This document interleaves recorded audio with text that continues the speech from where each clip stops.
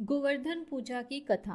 गोवर्धन पूजा कथा के अनुसार प्राचीन समय की बात है। देवराज इंद्र को अपनी पूजा आदि किए जाने का अहंकार हो गया।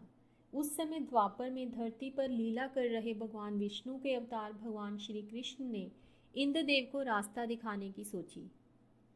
उस पर जब एक दिन सभी ब्रिजवासी उत्तम पकवान बना रहे थे, इंद्र की पूजा की तैयारी कर रहे थे, तो कान्हा ने माँ यशोदा से पूछा, मैया ये आप लोग की पूजा की तैयारी कर रहे हैं? माँ यशोदा ने कहा, लल्ला हम देवराज इंद्र की पूजा करने जा रहे हैं। वे वर्षा करते हैं जिससे हमारी फसलें उगती हैं। भगवान कृष्ण ने कहा, मैया हमें तो गोवर्धन पर्वत की पूजा करनी चाहिए क्योंकि हमारी गायें वहीं चरती हैं।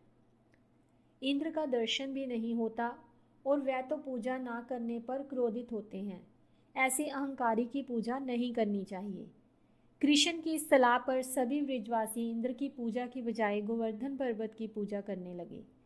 इंद्र ने इसे अपना अपमान समझा और कुपित होकर मूसलधार वर्षा शुरू कर दी। इस बारिश ने सभी ब्रिजवासियों को भयभीत कर दिया और उन्होंने भगवान कृष्ण को दोषी ठहराना शुरू कर दिया और बचाने के लिए उन्हें ही कुछ करने को कहा। इस पर भगवान कृष्ण ने सभी ब्रिजवासियों को गोवर्धन पर्वत के पास इकट्ठा होने के लिए कहा। अपनी मुरली को कमर में बांधकर अपनी कनिष्ठा उंगली पर गोवर्धन पर्वत को उठा लिया और सभी ब्रिजवासियों को अपने गायों और बछड़ों के साथ गोवर्धन पर्वत के नीचे शरण लेने के लिए बुलाया।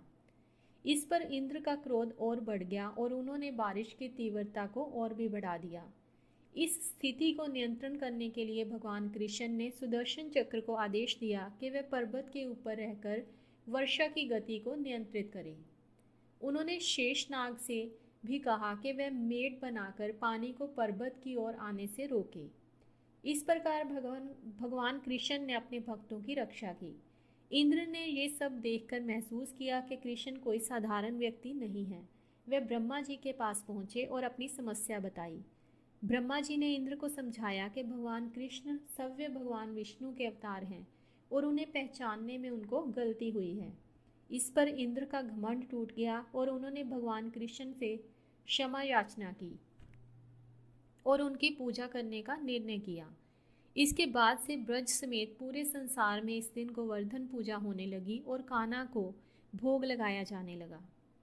इस पौराणिक घटना के बाद से गोवर्धन पूजा का आयोजन किया जाने लगा। ब्रजवासी इस दिन गोवर्धन पर्वत की पूजा करते हैं और गाय बैल को स्नान कराकर उन्हें रंग बिरंगे कपड़े पहनाते हैं। उन्हें गुड़ और चावल देकर विशेष रूप से सम्मानित करते हैं।